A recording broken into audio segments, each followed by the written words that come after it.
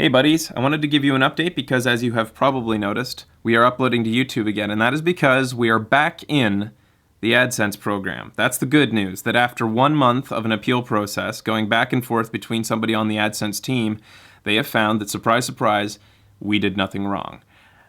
That's the good news. The bad news is, at any time, despite that fact that we did nothing wrong, they even say that we could be kicked out again, and they have no idea why. They have as much of an idea why as they can give me advice as to avoid it.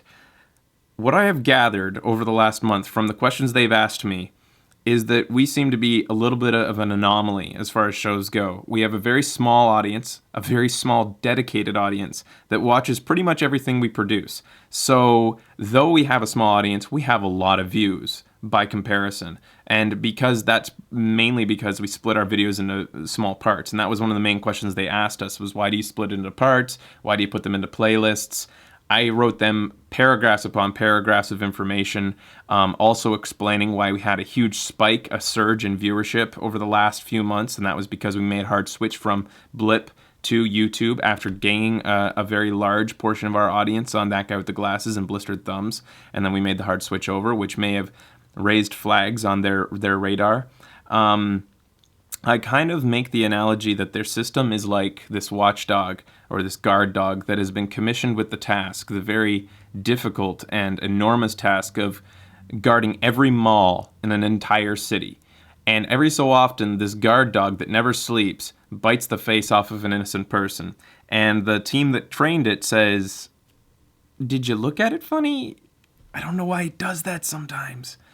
And as much of I've asked them, like, how do I avoid this in the future? How do we avoid this as a show? They've been able to give me some advice, but when it comes down to it, they seem to be speculating as much as me. Or, I don't want to put words in their mouths, but it seems like they have to be careful how much information they make public about how their system works, because they don't want people exploiting it, so they don't want to let everybody know 100% what can be done to avoid getting nipped in the butt by this.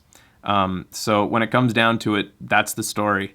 We're back on AdSense, and I hope that it lasts. And the silver lining is, out of all of this, we have what I would like to consider two archangels in YouTube and on AdSense that at least can come to our aid, if not give me a little bit more information if something like this happens again, because they've been very amiable people. It has been, I think, probably a luxury to have a human on the other side of this. I don't think it's something people get very often. I think that one of the reasons that we've gotten so much sort of attention is that they've been trying. They're as curious as to figuring out our show as we are, as to figure out how to work with YouTube properly. We do seem to be kind of unique as far as shows go, and that's the only thing that I can really suspect is why we showed up as something odd on their system. The bad news out of this is that we did lose almost an entire month of revenue, in addition to another month where we couldn't use YouTube. We did use Blip, and we will continue to use Blip, because if there's one lesson that I've learned out of all of this, it's don't put all your eggs in one basket.